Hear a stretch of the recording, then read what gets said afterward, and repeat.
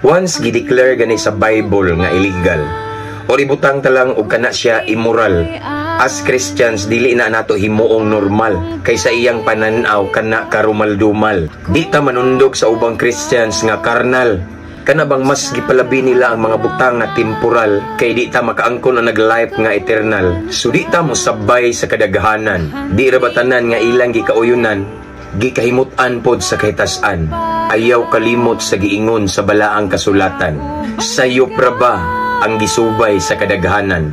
Apan gamay ra ang nagsubay sa kamatuoran. Sa Mateo 7:13 ngadto sa 14 ato nang mabasahan. Sumubarog ta kung unsay tinuod.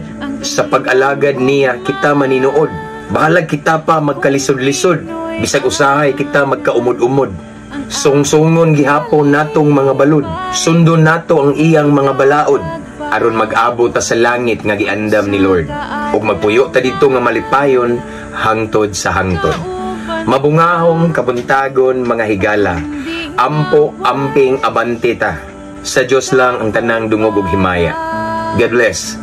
Kung kauban ka, Ginoo.